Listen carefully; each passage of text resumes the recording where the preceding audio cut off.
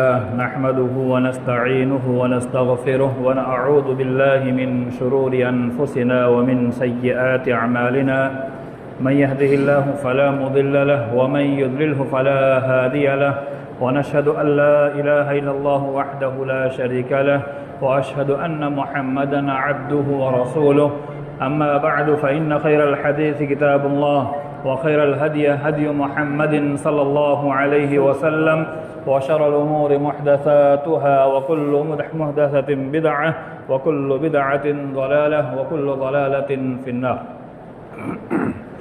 أعوذ بالله من الشيطان الرجيم. شهر رمضان الذي أنزل فيه القرآن هدى للناس وقال النبي صلى الله عليه وسلم من صام رمضان إيمانا واحتسابا غفر له ما تقدم من ذنبه.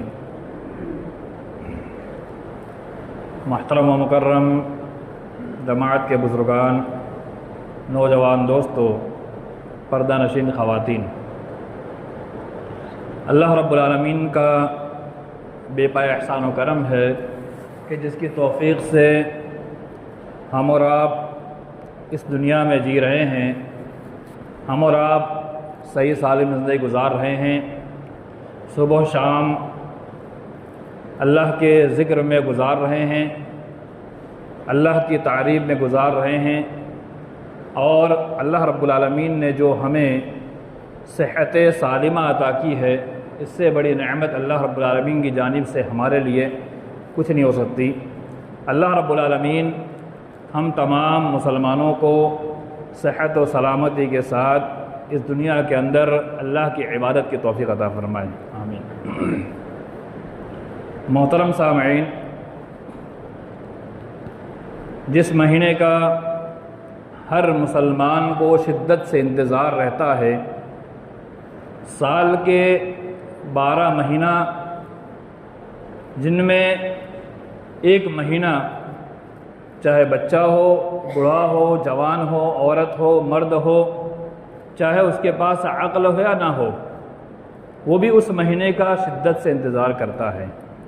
وہ مہینہ جسے ہم اور آپ رمضان المبارک کے مہینے کے نام سے جانتے ہیں۔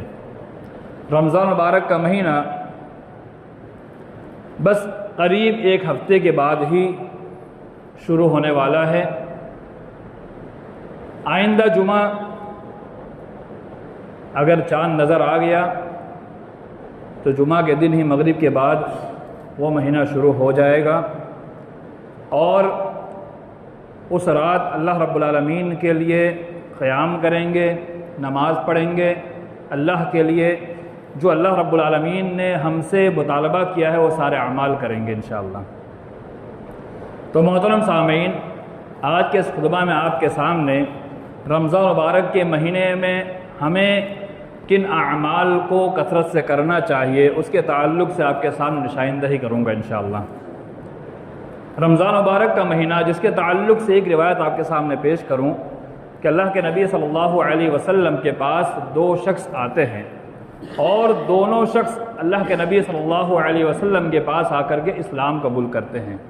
دونوں نے اسلام ساتھ میں قبول کیا۔ ان میں سے ایک بہت عبادت گزار تھا اور اللہ کے راستے میں لڑتے ہوئے شہید بھی ہو گیا۔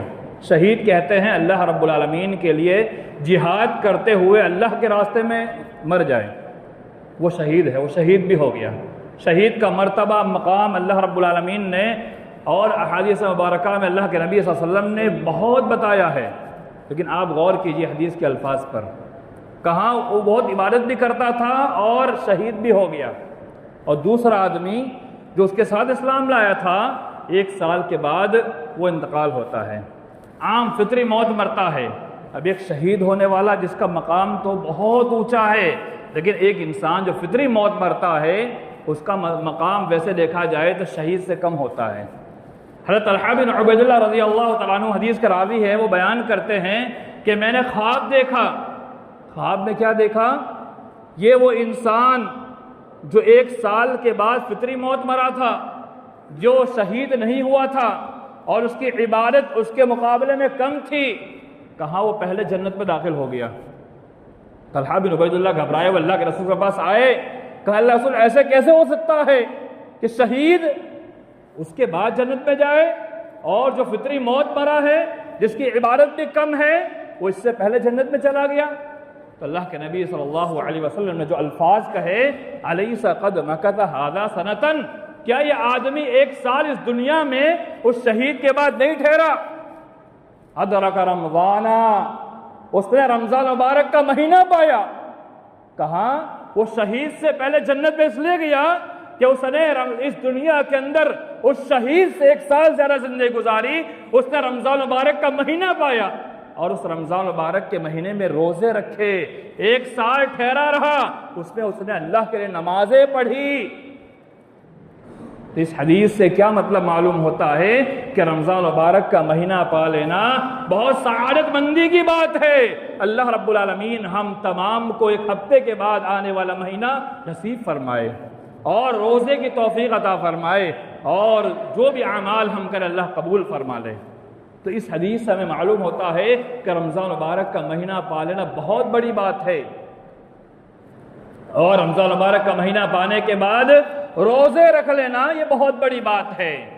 اب رمضان مبارک کے مہینے کے اندر سب سے اہم کام جو ہے، اور سب سے پہلا کام جو ہے، جو اللہ رب العالمین نے قرآن مجید کے اندر ارشاد فرمایا، یا ایھا الذین آمنوا کتب علیکم الصیام کما کتب علی الذین من قبلکم لعلکم تتقون، اے ایمان والو کتب علیکم الصیام، اللہ نے تم پر رمضان کے روزوں کو لکھ دیا ہے، یعنی واجب کر دیا ہے۔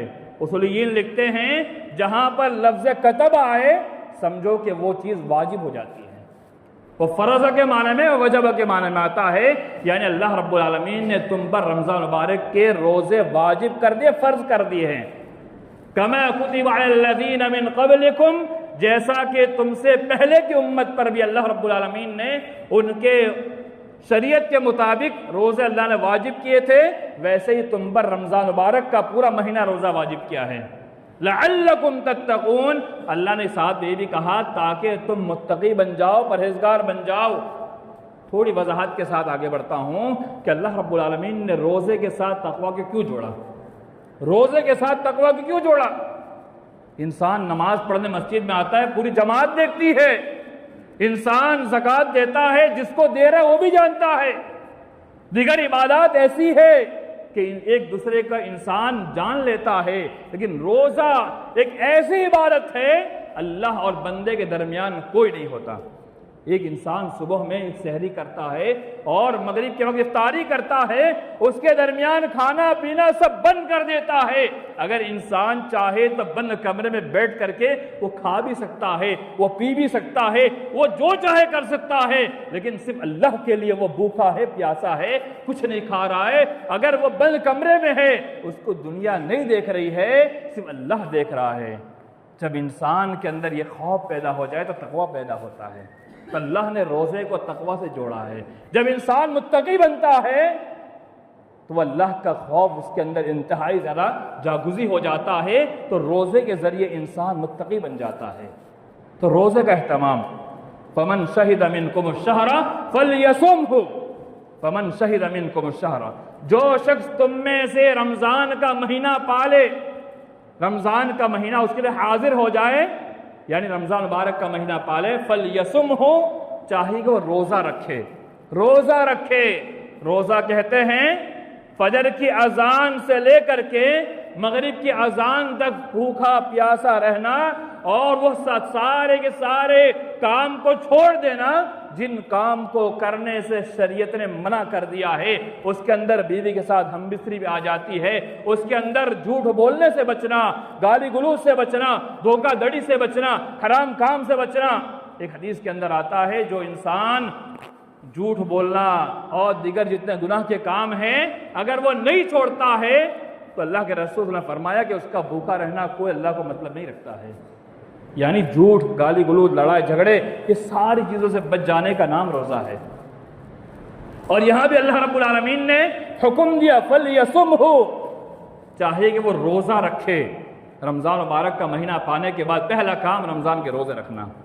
ہاں کچھ اللہ رب العالمین نے چھٹ بھی دی ہے فمن کان منکم مریضا او علی سفر فعدۃ من ایام اخر، جو شخص تم میں بیمار ہے، مریض ہے، یا پھر وہ سفر میں ہے، تو وہ روزے کو اس وقت چھوڑ سکتا ہے، فعدۃ من ایام اخر، لیکن رمضان مبارک کے مہینے کے بعد جو ایام اس کے پاس آ رہے ہیں ان ایام میں وہ روزے کی قضا کرے، بعد میں روزہ رکھے۔ اب اس کے اندر تھوڑی وضاحت اور حدیث بھی آپ کے سامنے پیش کر دوں۔ اور وہ عورت جو حمل سے ہے، وہ عورت بچے کو دودھ پلا رہی ہے، اللہ کے نبی صلی اللہ علیہ وسلم نے ان کو بھی اجازت دی ہے۔ حمل والی عورت اگر اس کے پیٹ میں حمل ہے اور بچے کو خطرہ پہنچنے کا اندیشہ ہے تو وہ عورت بھی روزے کو اس وقت چھوڑ سکتی ہے اور اس کے بعد کے ایام میں وہ اسے قضا کر لے گی۔ بچے کو دودھ پلانے کی وجہ سے کبھی کبھی ماں کو تکلیف پہنچتی ہے اور بچہ دودھ پیتا ہے، اس کے جسم کا پانی سوکھنے کی وجہ سے وہ تکلیف میں نہ پڑ جائے، اس لیے شریعت نے اجازت دی ہے کہ وہ روزہ رمضان میں چھوڑنا چاہے چھوڑ سکتی ہے، لیکن بعد کے ایام میں وہ اس کی قضا کر لے۔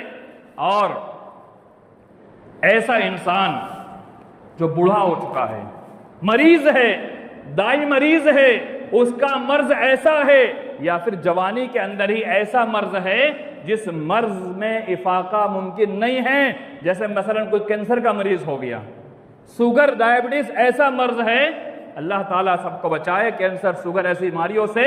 اس کے اندر کبھی کبھی ایسا ہوتا ہے کہ انسان بھوکا رہنے کی وجہ سے بے ہوشی طاری ہو جاتی ہے، انسان کے اوپر ایسے حالات آ جاتے ہیں کہ انسان اپنے آپ کو بچا نہیں سکتا۔ تو ایسی حالت میں اگر رمضان مبارک کے بعد اس کا افاقہ ممکن نہ ہو، یعنی ایسی بیماری کہ رمضان کے بعد بھی کنٹینیو جاری رہے گی، تو اس کے لیے حکم یہ آیا کہ وہ فدیہ دے، یعنی صبح کے سے شام تک جو خوراک انسان کھاتا ہے وہ خوراک کسی غریب کو، فقیر کو، محتاج کو، حقیقی معنوں میں جو محتاج اور ضرورت مند ہے اس کو کھلائے۔ یہ شریعت کے اصول ہیں۔ ہاں ایک مسئلہ اور آپ کے سامنے واضح کر دوں، قرآن کی آیت ہے لا تلقوا بأیدیکم الی التہلکہ، اللہ نے کہا تم اپنے آپ کو اپنے ہاتھ سے ہلاکت میں مت ڈالو۔ یعنی آج کل ہوتا یہ ہے کہ انسان آزمانے کے لیے روزہ رکھتا ہے، بیمار ہے، پریشان ہے، بوڑھا ہو چکا ہے، اس کے پاس طاقت نہیں ہے، لیکن وہ یہ سوچ کے کہ لوگ کیا کہیں گے، ارے لوگ تو سب کچھ کہتے ہیں۔ رب کی رخصت، رب کی اجازت، اس سے فائدہ اٹھانا یہ عقل مندی ہے۔ رب نے اجازت دی ہے، شریعت نے اجازت دی ہے، تو عقل مندی یہ ہے کہ اپنے آپ کو ہلاک نہ کرے۔ قرآن نے کہا لا تلقوا بأیدیکم الی التہلکہ، تم اپنے آپ کو اپنے ہاتھ سے ہلاکت میں مت ڈالو۔ اسلام نے اجازت دی ہے تو اجازت کا فائدہ اٹھانا چاہیے۔ دیکھیے بہت سارے بیچارے عمر رسیدہ وہ یہ سوچ کر روزہ نہیں چھوڑتے ہیں کہ پتہ نہیں کیا ہو جائے اگلا رمضان میں نہ ملے، لیکن اللہ کا جو حکم ہے وہ یہی ہے کہ جو انسان عمر رسیدہ ہے، بوڑھا ہے، کمزور ہے، اب اللہ نے اجازت دی ہے تو اجازت سے فائدہ اٹھانا یہ عقل مندی ہے، اور اجازت سے فائدہ نہ اٹھا کر کے اپنے آپ کو تکلیف میں ڈالنا گویا کہ اپنے ہاتھ سے اپنے آپ کو ہلاکت میں ڈالنا ہوا۔ اسلام بہت آسان دین ہے، آسان مذہب ہے، بہت آسان ہے، لیکن انسان جب اپنے آپ پر اسے مشکل کر لیتا ہے اللہ کی قسم پھر وہ مشکل سے مشکل ترین ہوتا چلا جاتا ہے۔ اس کی کنڈیشن ہے، وہ علماء کرام سے آپ سمجھ سکتے ہیں، پوچھ سکتے ہیں، ہر انسان کا الگ الگ مسئلہ ہوتا ہے، یہ عمومی خطاب ہے، لیکن ہر انسان کا الگ الگ مسئلہ ہے، الگ الگ کنڈیشن ہے، وہ علماء کرام سے مل کر کے اپنی کنڈیشن سمجھ سکتا ہے، ان کے سامنے اپنے معاملے کو پیش کر سکتا ہے، میں اس کنڈیشن میں ہوں، کیا میرے پر روزہ ہے یا نہیں ہے، وہ علماء سے سمجھے، خطبہ پر ہی اعتبار کر کے وہ چھوڑ کے نہ بیٹھے۔ یہ عام پیغام دیا جاتا ہے اور عام خطاب کیا جاتا ہے، لیکن ہر انسان کا الگ مسئلے کو اس کی کنڈیشن کے مطابق اس کو سمجھا جا سکتا ہے۔ رمضان مبارک کا مہینہ جس نے پا لیا وہ روزہ رکھے، جن کی طبیعت خراب ہے، سفر میں ہیں، وہ چھوڑ کر بعد اس کو پورا کریں، اور جو عورت ہے وہ حمل سے ہے یا پھر رضاعت یعنی دودھ پلا رہی ہے اس کا بھی یہی حکم ہے، لیکن ایک حائضہ عورت اور نفاس والی عورت، ایسی عورت جس کو حیض آ رہا ہے، عورتیں بغور سنیں، بہت ساری عورتوں کو جو ابھی جوان نئے جوان ہو رہی ہیں انہیں نہیں معلوم ہوتا ہے آپ کو بتاؤں بہت ساری جوان عورتیں روزے رکھتے چلی جاتی ہیں، ان کو معلوم نہیں ہوتا ہے، جب مسئلہ واضح ہوتا ہے تب انہیں پتا چلتا ہے کہ ہم کو روزہ نہیں رکھنا تھا۔ وہ عورت جسے حیض شروع ہو چکا ہے، حیض شروع ہونے کے بعد وہ رمضان مبارک کا مہینے پالے تو وہ روزہ کو چھوڑ دے گی، اور روزہ چھوڑنے کے بعد رمضان مبارک کے مہینہ ختم ہونے کے بعد وہ اس روزے کی قضا کرے گی۔ ویسے نفاس والی عورتیں، ان کا بھی یہ مسئلہ ہے، رمضان کے روزے چھوڑ دے گی اور بعد میں اس روزے کی قضا کرے گی۔ یہ مسئلہ، یہ سب اندرونی بات ہے، لیکن اس کو یہ مسائل، احکام، مسائل جو ہے بیان کرنا بھی ضروری ہے۔ بہت ساری مائیں بہنیں غلط فہمی کی شکار بھی ہوتی ہے، اس لیے مسائل کو بیان کرنے میں کبھی بھی اسلام نے شرمندگی محسوس نہیں کی ہے۔ اور روزہ کب سے واجب ہوتا ہے یہ بھی سنتے ہوئے چلیں تاکہ بات آگے بڑھے، کہ روزہ جب سے انسان بالغ ہو جائے، چاہے وہ لڑکا ہو یا لڑکی ہو، جب سے بالغ ہو جائے، بالغ ہونے کے بعد اس پر روزہ واجب ہو جاتا ہے۔ اب وہ روزہ بلا شرع عذری وہ نہیں چھوڑ سکتا ہے، ایسا عذر جسے شریعت نے عذر سمجھا ہو، وہ عذر نہ ہو جو ہم خود عذر بنا لے۔ میں دھوپ میں نوکری کرتا ہوں تو میں روزہ نہیں رکھ سکتا، یہ ذاتی عذر، شرعی عذر نہیں ہے۔ کیا صحابہ کرام سے زیادہ گرمی ہم برداشت کرتے ہیں؟ مکہ کی تپتی ہوئی دھوپ کے اندر، پہاڑوں میں جا کر کے، چٹیل میدان میں جا کر کے، ریتیلی زمین میں جا کر کے صحابہ کرام جنگل میں جا کر رمضان مبارک کے مہینے میں کام کیا کرتے تھے؟ کیا انہوں نے یہ کہیں ملتا ہے روزہ چھوڑا ہو؟ یہاں تک کہ صحابہ کرام جب بدر کے میدان میں پہنچتے ہیں، شدت کی گرمی، جب اللہ کے نبی صلی اللہ علیہ وسلم نے روزہ چھوڑنے کی اجازت دی، اس وقت صحابہ کرام نے روزہ چھوڑا، ورنہ صحابہ کرام روزے سے گئے تھے بدر کے میدان میں۔ 17 رمضان کو جنگ بدر ہوئی تھی، اس بدر کے میدان میں گرمی، شدتی گرمی، جب بڑی پریشانی ہوئی تب اللہ کے نبی صلی اللہ علیہ وسلم نے کہا کہ آپ روزے کو افطار کر دو، اور اللہ کے نبی صلی اللہ علیہ وسلم نے جب خود پانی پیا تو صحابہ کرام نے پانی پیا، ورنہ صحابہ کرام تذبذب میں تھے کہ روزہ توڑے یا نہ توڑے۔ تو یہ عذر ہمارا ذاتی عذر کام نہیں آئے گا، بلکہ شریعت نے اس کو عذر سمجھا ہو، اس عذر کی بنا پر ہم روزہ چھوڑ سکتے ہیں۔ باقی اپنے طور پر ہم عذر کوئی بھی بنا لیں گے وہ عذر نہیں مانا جائے گا۔ ایک حدیث پیش کے آگے بڑھتا ہوں کہ ایک روایت بہت جامع ترین روایت ہے، مختصر پیش کروں گا، کہ اللہ کے نبی صلی اللہ علیہ وسلم نے خواب میں دیکھا کہ کچھ لوگ ایسے تھے، وہ پوری لمبی روایت کا آخری حصہ پیش کر دوں، کچھ لوگ ایسے تھے جب آپ صلی اللہ علیہ وسلم کو لے جا اوپر پہاڑی پر اوپر لے جایا گیا تو کہا گیا کچھ لوگ ایسے تھے جن کے یہ ہونٹ کے حصے سے لے کر کان تک پورا چیر دیا گیا دونوں طرف سے، یعنی دونوں طرف سے کھینچ کر کے یہاں تک چیر دیا گیا ہے۔ اللہ کے نبی صلی اللہ علیہ وسلم نے پوچھا یہ کون لوگ ہیں؟ کہا یہ وہ لوگ ہیں جو روزہ کو چھوڑتے تھے، یعنی بلا عذر شرعی روزہ کو نہیں رکھتے تھے، روزہ چھوڑ دیتے تھے، اور روزہ ایسے ہی اپنے منمانی طور پر چھوڑ دیا کرتے تھے۔ یہ ان کے لیے سزا ہے کہ ان کا یہ چیر دیا جائے گا اور ان کے یہاں سے خون نکل رہا ہوگا۔ یہ روزہ چھوڑنے والوں کی سزا بتائی گئی ہے۔ تو روزہ اللہ نے واجب کیا ہے، اس کے رکھنے پر ثواب ہے، اور اس کا ثواب اللہ ہی بہتر جانتا، اس کے علاوہ کوئی نہیں جانتا، اور اس کے چھوڑنے پر گناہ جو ہے اللہ کے نبی صلی اللہ علیہ وسلم نے واضح طور پر بتلایا ہے۔ رمضان مبارک کے مہینے میں ایک حدیث، من صام رمضان ایمانا واحتسابا غفر له ما تقدم من ذنبه، من صام رمضان ایمانا، کہ جس نے ایمان کی حالت میں روزہ رکھا، شرط ایمان کا ہونا، ورنہ آپ دیکھیں 27 روزہ تو غیر مسلم بھی ہمارے رکھتے ہیں نا، رمضان مبارک میں کچھ روزے تو وہ بھی رکھتے ہیں، لیکن من صام رمضان ایمانا، جس نے رمضان مبارک کا مہینہ ایمان کی حالت میں رکھا، مومن ہو، واحتسابا، اور دوسری شرط لگائی ثواب کی نیت کرتے ہوئے رکھا۔ ثواب کی نیت کسی کو دکھانے کے لیے نہیں، ریاکاری کے لیے نہیں، کون کیا کہے گا اس کے لیے نہیں، کون دیکھ رہا ہے اس کے لیے نہیں، بلکہ اللہ سے ثواب پانے کے لیے رکھا۔ غفر له ما تقدم من ذنبه، اللہ کے نبی صلی اللہ علیہ وسلم فرمائے اللہ تعالیٰ اس کے پچھلے گناہ معاف کر دیتا ہے۔ یہ رمضان کے روزے کا فائدہ، اللہ پچھلے چھوٹے گناہ سارے معاف کر دیتا ہے، جو چھوٹے گناہ ہم سے چلتے پھرتے ہو جاتے ہیں۔ تو رمضان مبارک کا کہ مہینے پہلا کام روزہ رکھنا، اور دوسرا کام جو ہے من قام رمضان ایمانا واحتسابا غفر له ما تقدم من ذنبه، جس نے رمضان مبارک کا مہینہ پایا اور اس نے قیام کیا، ایمان کی حالت میں اور ثواب کی نیت کرتے ہوئے، غفر لہ ما تقدم من ذنبہ، اس کے پچھلے گناہ اللہ معاف کر دیتا ہے۔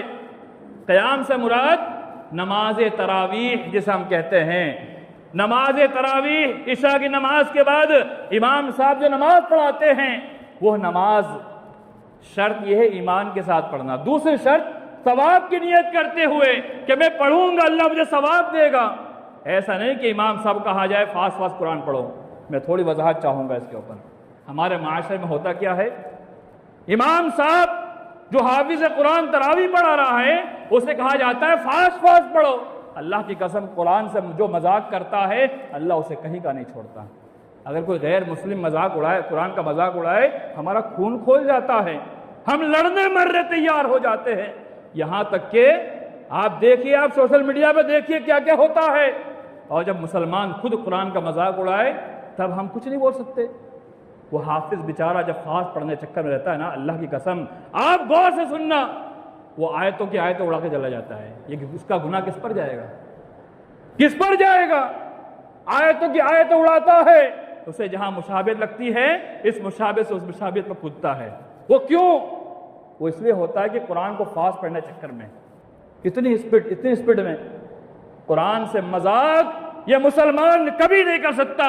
قرآن سے مذاق وہ کرتا ہے صحیح معنوں میں جس کے اندر اسلام اور ایمان نہیں ہوتا ہے۔ اللہ کی قسم، قرآن پڑھانے جو تراویح میں قرآن پڑھتے ہیں ان کو آپ اپنے طور پر پڑھنے دیں، ہمیں اور آپ کو کوئی اختیار نہیں کہ ہم اس پر دباؤ بنائیں۔ آپ حرم میں جا کر کے کہہ سکتے ہیں کیا فاسٹ پڑھو، کیونکہ ہماری مجال نہیں کہنے کی، تو یہاں کیسے ہماری مجال ہو سکتی ہے کہ ہم امام سے کہے فاسٹ پڑھو؟ نہیں، وہ اس کا اختیار ہے، وہ اس کی جوابداری ہے، اس کی ذمہ داری ہے، وہ اپنے طور پر قرآن کو ادائی کے ساتھ پڑھے گا۔ ہاں تھوڑی اسپیڈ بڑھ سکتی ہے، وہ امام کے اوپر وہ پڑھا کے چلے گا پورے قوم کی رعایت کرتے ہوئے، لیکن ہم اپنے طور پر اس پر دباؤ بنائے نہیں تمہیں پڑھنا ہے پڑھنا ہے پڑھنا ہے۔ اللہ کی قسم اگر اس نے قرآن غلط پڑھا تو وہ تو گنہگار ہوگا، ساتھ میں ہم بھی گنہگار ہوں گے۔ اللہ کے ہمیں جواب دینا ہوگا، اللہ کے حساب دینا ہوگا۔ اور جو قرآن مجید رمضان میں پڑھا جاتا ہے اگر ہم بغور سنیں گے تو اللہ تعالی ہمیں سننے کا بھی ثواب دے گا۔ اگر بہت سارے مسلمان جنہیں قرآن پڑھنا نہیں آتا اور رمضان میں نہیں پڑھ پاتے ہیں وہ کم از کم امام کے پیچھے تراویح میں سن تو لے، تو انشاءاللہ اللہ تعالیٰ اس کو سننے کا ثواب دے گا۔ اور ایک حدیث آپ کے سامنے پیش کروں کہ رمضان مبارک کے اندر جس نے امام کے ساتھ قیام کیا، امام کے ساتھ قیام کیا، پوری رات قیام کا ثواب۔ اور ایک مسئلہ واضح کر دوں، ہمارے معاشرے میں ہوتا یہ ہے کہ وطر کے لیے آخری رات کا انتظار کیا جاتا ہے۔ آپ اس کو وضاحت سمجھ سکتے ہیں، بالکل وضاحت سمجھے۔ آخری رات میں جو وطر کا اہتمام یہ آپ عام دنوں میں کر سکتے ہیں، لیکن رمضان مبارک کے مہینے میں آپ کو وہ بھی امام کے ساتھ پڑھنا ہوگا۔ مکمل 11 رکعت، امام 3 رکعت پڑھا رہا ہے، آپ کو اس کے ساتھ مکمل قیام 8 تراویح اور 3 وطر جو ہے اس کو امام کے ساتھ پڑھنا ہوگا، تبھی جا کر کے پوری رات کا ثواب آپ کو قیام کا ثواب ملے گا۔ اگر آپ نے وہ 3 چھوڑ دی تو گویا کہ آپ کو صرف 8 رکعت کا ثواب ملا، اور جو آپ نے وطر پڑھی وہ اپنی جگہ ٹھیک ہے، اس کا ثواب ملے گا، لیکن پوری رات قیام کا ثواب نہیں ملے گا، کیونکہ اللہ کے رسول ہم نے جو 3 دن تراویح پڑھائی تھی اور اس پہ جو بات واضح طور پر ملتی ہے، مسئلہ ملتا ہے، وہ یہی مسئلہ ملتا ہے کہ اللہ کے نبی صلی اللہ علیہ وسلم نے جو آدھی رات تراویح پڑھائی تھی، صحابہ کرام نے کہا کہ آپ پوری رات پڑھاتے، تو اللہ کے رسول نے فرمایا کہ جس نے امام کے ساتھ رات میں رمضان میں قیام کیا، اس نے اس کے ساتھ مکمل تراویح پڑھی تو پوری رات قیام کے برابر اس کو ثواب ملتا ہے۔ اب ایک مسئلہ اور واضح کر دوں، ہمارے معاشرے میں جو چیز چلی آ رہی ہے، رکوع کی نماز جائز ہے یا نہیں ہے، میں اس پہ بحث نہیں کروں گا، یہ ایک علماء کا مسئلہ ہے، یہ ایک عوام کے سامنے پیش کرنے کا مسئلہ نہیں ہے کہ رکوع کی نماز ہوگی یا نہیں ہوگی، وہ علماء کا آپس کا مسئلہ ہے۔ لیکن ایک مسئلہ آپ کے سامنے واضح کر دوں، اللہ کی قسم ہمارے معاشرے میں جو ہو رہا ہے اس پر ڈسکس کیجئے۔ امام تراویح کے اندر قیام کر رہا ہے، قرآن پڑھ رہا ہے، اور ہمارے نوجوان بوڑھے بزرگ کی بات سمجھ میں آتی ہے، وہ تو بیچارے سب میں رہتے ہیں، وہ نوجوان جنہیں سپہ سالار بننا چاہیے، اللہ کی قسم دیوار ٹک کر بیٹھ کر کے رکوع کا انتظار کرتا ہے اور رکوع میں آ کر مل جاتا ہے، وہ رکعت آپ کے نہیں ہوگی۔ یہ ہیلا ہے، بہانہ ہے، یہ سازش ہے۔ اسلام میں مذاق، ہیلا، سازش نہیں ہے۔ آپ رکوع کی حالت میں آ کے امام سے مل رہے ہو، ہاں وہ الگ مسئلہ ہے کہ آپ کہیں پیشاب کرنے چلے گئے، بیت الخلاء میں چلے گئے، دیگر احکام کی یا دیگر معاملات میں چلے گئے، وہ الگ بات ہے۔ لیکن مسجد میں بیٹھ کر کے امام سورہ فاتحہ کے بعد تلاوت کر رہا ہے، اب رکوع کا انتظار کرنے لگا ہوا ہے اور رکوع میں آ کر امام سے مل جائے، یہ مذاق ہے، اللہ کے قسم مذاق ہے تراویح کے ساتھ، یہ قیام کے ساتھ مذاق ہے۔ اگر آپ کو پوری رات کا ثواب پانا ہے تو اس کے ساتھ آپ کو ملنا ہوگا۔ اس کنڈیشن میں اگر آپ اس ساتھ ملتے ہیں تو آپ کی رکعت نہیں ہوگی، آپ بیٹھ کے انتظار رکعت نہیں ہوگی۔ جب آپ کی رکعت نہیں ہوئی تو آپ کی تراویح کیسے مکمل ہوگی؟ یہ مسئلہ بہت اہم ہے، بغور سننا۔ اور ہمارے نوجوان کی وجہ سے یہ چھوٹے چھوٹے بچے بھی آپ دیکھیے، ان کی بھی حالت بگڑتی جا رہی ہے، وہ بھی پیچھے بیٹھنا شروع کر دیتے ہیں۔ شاید میری بات تھوڑی سخت لگے آپ کو، لیکن اللہ کی قسم آپ کے ایمان کے لیے، آپ کے ثواب کے لیے، اور آپ جو غلط کر رہے ہیں اس غلط کی نشاندہی کے لیے ساری باتیں کر رہا ہوں۔ انشاءاللہ اللہ کی ذات سے امید ہے کہ اس رمضان میں ایسا ہم نہیں کریں گے، مکمل تراویح پڑھیں گے، مکمل قیام کریں گے اللہ کے لیے ثواب کی نیت کرتے ہوئے۔ جیسے امام صاحب قرآن پڑھیں گے ہم بغور سنیں گے، اگرچہ 1 گھنٹہ تراویح ہو جائے، 1.5 گھنٹہ ہو جائے، ہم ثواب کی نیت سے اگر کھڑے ہوں گے اللہ کی قسم کبھی ہمارے لیے بھاری نہیں ہوگا۔ ہم ثواب کو سمجھ کر کے ہم کھڑے ہو جائیں گے، اللہ کی قسم وہ ہمارے پیر بھی درد نہیں کریں گے۔ ہاں جن کے لیے مجبوری ہے، بیمار ہے، تکلیف میں ہے، ان کی بات الگ ہو جاتی ہے، لیکن بیچارے اچھے خاصے مستندے جوان اگر ان کو کہیں کھڑا کر دیا جائے بات چیت کرنے کے لیے 3 گھنٹے ان کے قدم نہیں تھکتے ہیں، ان کے پیر نہیں تھکتے ہیں، ان کی باڈی نہیں تھکتی ہے، اللہ کے لیے کیوں تھکتی ہے؟ جبکہ اللہ کے لیے انسان کو رات بھر کھڑے ہونا کہہ دیا جائے، وہ پہرا لگانے کہہ دیا جائے تو رات بھر اللہ کے لیے کھڑا ہونا پڑ جائے تو پڑھ سکتا ہے، اسے نوجوان کہا جاتا ہے۔ وہ مومن ہے جو اللہ کے لیے رات میں قیام میں کھڑا ہوگا، امام صاحب جس انداز میں پڑھیں گے اس انداز میں سن کر کے وہ ثواب کی نیت سے کھڑا ہوگا۔ ہمارا مقصد کیا ہے؟ اللہ سے ثواب حاصل کرنا، تو اللہ تعالیٰ ہمیں ضرور ثواب دے گا، اور اس کے ساتھ ساتھ غفر لہ ما تقدم من ذنبہ، اللہ تعالیٰ اس کے پچھلے گناہ کو معاف بھی کر دے گا۔ تیسرا کام جو اس حدیث کے اندر اگلے الفاظ میں ہے، من قام فی لیلۃ القدر ایمانا واحتسابا غفر لہ ما تقدم من ذنبہ، کہ جس شخص نے ایمان کی حالت میں ثواب کی نیت کرتے ہوئے لیلۃ القدر یعنی آخری 10 راتوں میں اعتکاف کیا۔ اعتکاف کی اہمیت ہے، فضیلت نہیں ہے، اہمیت برقرار ہے۔ اس کی اہمیت کہ اللہ کے رسول نے خود کیا، صحابہ نے کیا، امہات نے کیا، یہ اہمیت باقی ہے، تو اعتکاف کا اہتمام کرنا چاہیے، اور ان راتوں میں بیدار ہو کر کے گپ سڑاکے نہ لگا کر کے اللہ کے لیے قیام کرنا چاہیے، لمبا قیام اس راتوں میں۔ آج ہمارے ہاں کیا ہوتا ہے، عشاء بعد 1 گھنٹے میں آخری راتوں میں ختم ہو جاتا ہے، یہاں تک کہ آخری رات جو چلتی ہے آدھے گھنٹے 1 گھنٹے کی تراویح میں ختم ہو جاتا ہے۔ نہیں، آخری راتوں میں لمبا قیام۔ من قام لیلۃ القدر، جس نے لیلۃ القدر کی رات میں قیام کیا، قدر کی رات یعنی جو آخری رات چلتی ہے 21، 23، 25، 27، 29، ان راتوں میں جس نے لمبے قیام کیا، تراویح پڑھی امام کے ساتھ، امام نے پڑھایا 3 گھنٹہ پڑھایا، پڑھنا ہمارے اندر طاقت ہونا چاہیے، ایمان کے ساتھ ثواب کی نیت کرتے ہوئے غفر لہ ما تقدم من ذنبہ، اس کے پچھلا گناہ اللہ تعالیٰ معاف کر دے گا۔ اور میں آپ کے سامنے 2 باتیں واضح کر کے بات ختم کر دوں گا کہ رمضان مبارک کا مہینہ عبادت کا مہینہ ہے، تلاوت قرآن کا مہینہ ہے، ذکر و اذکار کا مہینہ ہے، لیکن ہماری ماں بہنیں کیا کرتی ہے؟ کچن کے اندر اپنا پورا وقت گزارتی ہے۔ اللہ کی قسم کھانے پینے کا مہینہ رمضان نہیں ہے، کھانے پینے کا مہینہ رمضان نہیں ہے۔ افطاری کے انتظام میں کھجور، پانی اور مختصر کھانا یہ کافی ہے، لیکن ہماری مائیں بہنیں کیا کرتی ہے؟ عصر بعد جو گستی کے کچن کے اندر، مغرب تک وہ کچن کے اندر رہتی ہے۔ اللہ کے رسول نے فرمایا صلی اللہ علیہ وسلم کہ 3 وقت ایسے ہیں جس میں دعا قبول ہوتی ہے، ان میں سے ایک جب روزہ رکھنے والا افطار کے وقت پہنچ جائے، اور افطار کے وقت جب وہ دعا کرتا ہے اللہ تعالیٰ دعا قبول کرتا ہے۔ اور رمضان مبارک کے اندر دن و رات کے اندر ایک وقت ایسا آتا ہے اللہ تعالیٰ اس میں دعا قبول کرتا ہے۔ یہ حدیث کی صحیح روایت ہے، میں مفہوم واضح کر رہا ہوں۔ اور ہمارے مائیں بہنیں کا کیا معاملہ ہے؟ وہ دن و رات وہ کھانے پکانے گزارتی ہے، یہاں تک کہ جو قیام کی رات ہے اور آخری ایام جو چلتے ہیں اس میں عید کی تیاری میں پوری رات گزار دیتی ہے، جبکہ عید کی کوئی ضرورت نہیں ہے، کوئی حاجت نہیں ہے۔ عید کے دن شیرنی کھانا کوئی سنت و شریعت نہیں ہے، عید کے دن یہ ضروری نہیں ہے اچھا کھانا کھائے، کوئی ضرورت نہیں ہے، بلکہ رمضان مبارک کا مہینہ عبادت میں گزارے۔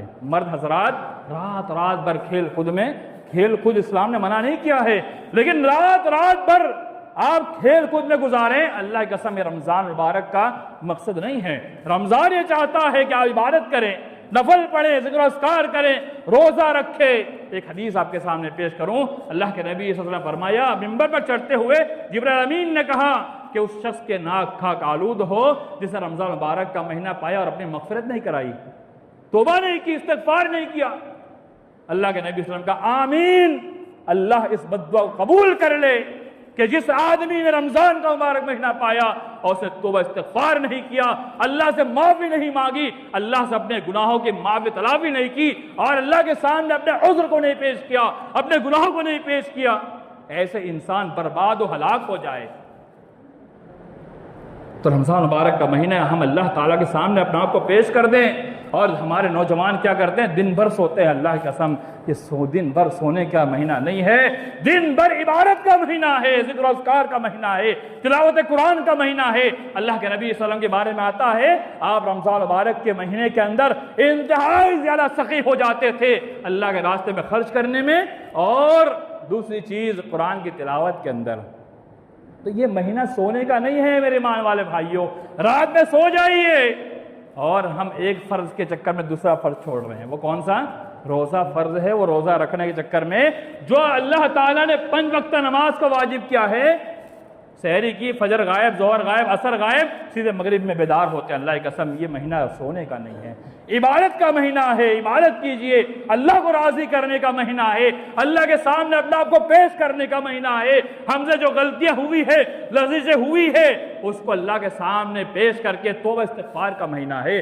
اللہ سے جو مانگنا ہے مانگیے، اللہ تعالیٰ قبول کرتا ہے اس مہینے کے اندر۔ اور اس مہینے کے اندر اپنے ماں باپ کے لیے یہ دعا کرے، اللہ میرے ماں باپ انتقال ہو چکے ہیں، انہیں جنت الفردوس میں جگہ دے دے۔ حدیث کے اندر آتا ہے کہ رمضان مبارک کے مہینے میں افطاری کے وقت بہت سارے مسلمانوں کو جہنم سے آزاد کر جنت میں ڈال دیا جاتا ہے۔ ہم کیوں نہیں دعا کریں؟ ہمارے ماں باپ نے دعا کریں، جو ہمارے قریب ہے، رشتہ دار ہے، بھائی ہے، دوست احباب ہے، ان کے لیے دعا کرے، اللہ تو ان کو جنت الفردوس میں داخل کر دے۔ تو ہم اس مہینے کو غنیمت جانیں، بیکار میں ہم اس مہینے کو برباد نہ کریں۔ کھیل کود تماشا وہ 11 مہینہ چلتا رہے گا، لیکن رمضان مبارک کے مہینے کو خاص طور پر عبادت کے لیے ہم خاص کر دیں۔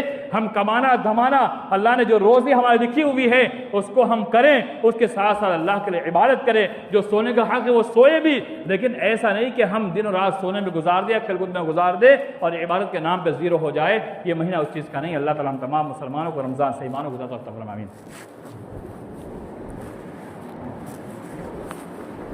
برادر اسلام، حضرت جمعہ آخری بات پچھلے بات ختم کرتا ہوں کہ رمضان مبارک کے مہینے کے اندر اللہ کے راستے میں خرچ کرنا بہت ثواب کا کام ہے، یعنی سارے کے سارے اعمال جس کا ثواب 10 گنا سے 700 گنا بڑھ جاتا ہے۔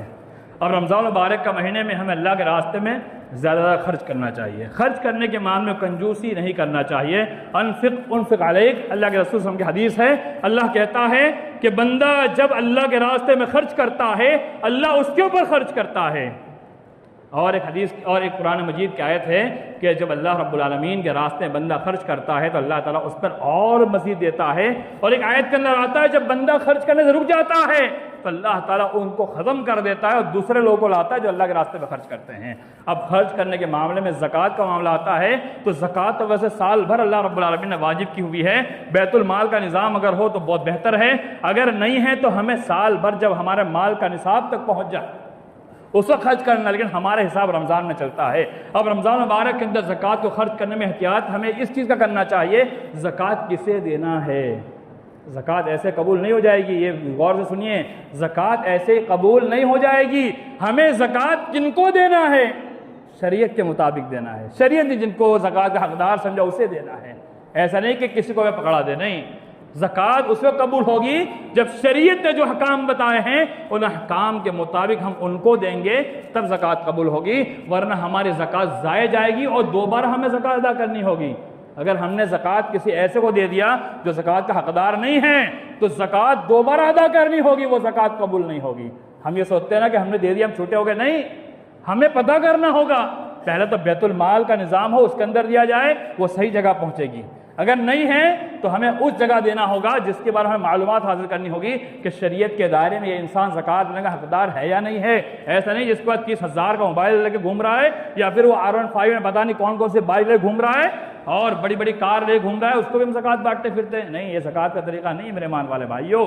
اور زکوٰۃ اس کو دیا جائے جس کو شریعت نے بتایا، وقت نہیں ہے، وہ 8 مصارف بتائے گئے ہیں، وہ انشاءاللہ پھر اگر رمضان میں موقع ملا تو بیان کریں گے کہ یا پھر اور علماء کرام بھی انشاءاللہ خطاب کریں، وہ ہو سکتا ہے بیان کریں۔ تو مصارف زکوٰۃ جو اللہ نے بتائے ہیں وہاں زکوٰۃ خرچ کی جائے گی۔ ایسا نہیں ایرے غیر نتو خیر سب کو زکوٰۃ بانٹتے پھرے، ہماری زکوٰۃ کو وہاں دی جائے جہاں اللہ تعالیٰ قبول کر لے۔ اللہ تعالیٰ ہم تمام مسلمانوں کو رمضان مبارک کا صحیح استعمال کی توفیق عطا فرمائے۔ رمضان مبارک میں اندر ہمیں روزہ، قیام، صلاۃ اور دعا، ذکر و اذکار، قرآن مجید تلاوت، ان ساری چیزیں توفیق عطا فرمائے۔ قیام اللہ کی توفیق عطا فرمائے، اعتکاف کی توفیق عطا فرمائے۔ اللہ تعالیٰ ہمارے جتنے گناہ اس سے پہلے ہوئے اللہ معاف فرما دے۔ یا اللہ آگے ہمیں نیک اعمال کی توفیق عطا فرما۔ یا اللہ وہ کام تو ہم سے لے جس سے تو راضی ہو جائے، اور یا اللہ وہ عبادت کی توفیق عطا فرما جس سے تیرے نبی کی جس میں مہر ہو۔ یا اللہ اس کے علاوہ تمام عبادت سے ہمیں بچا لے، اور یا اللہ ہمیں ان تمام عبادات جس پر تیرے نبی کی مہر نہ ہو ان تمام عبادات سے بچنے کی توفیق عطا فرما، اور جو تیرے نبی صلی اللہ علیہ وسلم کی سنت کے مطابق اعمال ہے، عبادات ہے، جو معاملات ہے، وہ سارے کرنے کی توفیق عطا فرما۔ آمین۔ عباد اللہ رحمنی ورحمکم اللہ، ان اللہ یأمر بالعدل والإحسان وإیتاء ذی القربى وینہی عن الفحشاء والمنکر والبغی یعظکم لعلکم تذکرون، اذکروا اللہ یذکرکم وادعوہ یستجب لکم ولا تقل تعالی عز وجل وهو الأكبر۔ اقیم الصلاۃ۔